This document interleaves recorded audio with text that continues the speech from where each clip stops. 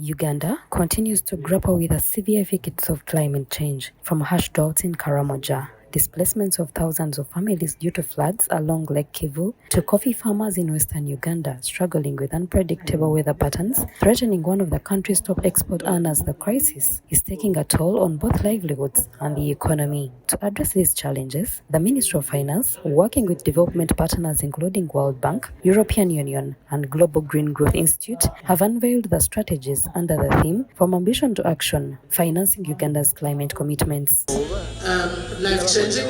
Development partners have noted that climate financing, if properly harnessed, could not only build resilience, but also drive economic growth through green jobs.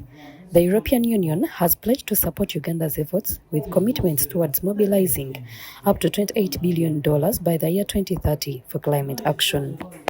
The changing landscape of development financing has made it clear that we can no longer just rely on traditional access to finance, not only grants. There is really an urgency to enhance the mobilization and the effectiveness of climate financing. Of course, as development partners, we see these climate strategies that we are launching today, the government is launching today, as a vital framework that we can all relate to, we can all see as our guiding tool to drive mobilization of domestic finance, of international finance. Climate finance can turn these assets into jobs, more resilient livelihoods, and sustainable economic development. And that is why today's event is so important. Uganda is among the few countries in Africa to have put in place a comprehensive set of instruments to actually finance climate action. As Commissioner Mugaga mentioned, the climate finance strategy now gives us a roadmap to mobilize the $28 billion needed to meet Uganda's climate commitments by 2030. A sustainable tenfold growth if it is not green and if it is not climate resilient.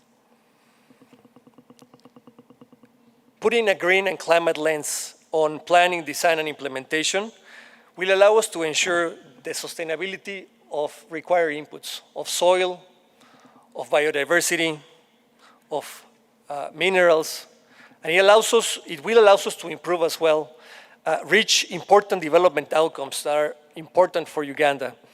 Improve air quality, improve mobility, reduce transportation times, increase access to jobs, public services, health services, education. It will allow farmers, it will allow villages and refugee settlements to live and prosper in harmony with the landscape and to build resilience. World Bank representative Anit Tamale has cautioned that Uganda risks losing between 2 to 7% of its GDP by 2050 if climate risks are not addressed. According to the bank's report, over 80% of households already affected by climate change face food insecurity, poor infrastructure, and economic setbacks. 2050. While Uganda, like other countries in the region, has been exposed to climate change, it has been exceptional in the steps taken to tackle these aspects at the systems, sectoral, and the societal level. And among these, Uganda has recognized that climate change is an economic problem, that tackling the impact of climate change goes beyond shifting to greener energy and greener cities. Honorable Amos Lugoloobi, in his keynote address, has highlighted deforestation as one of the country's most pressing environmental threats, contributing to climate change, and this is seen happening in Mabira Forest and in wetlands across the country. The security guys who were deployed to protect the forest are now the ones very busy selling those logs in that forest. They are cutting down this forest. So I want to remind ourselves that we need to move and protect these very important resources. I come from a constituency neighboring this forest, and we see the rainfall pattern changing as a result of these disruptions Minister has further urged financial institutions to align with Uganda's national green taxonomy, calling for more private sector engagement in climate financing. So we invite you, the financing sector, to get fully involved in this process. The figures were shown this morning are not so exciting. I hope when we get here again, we should be able to see a different picture.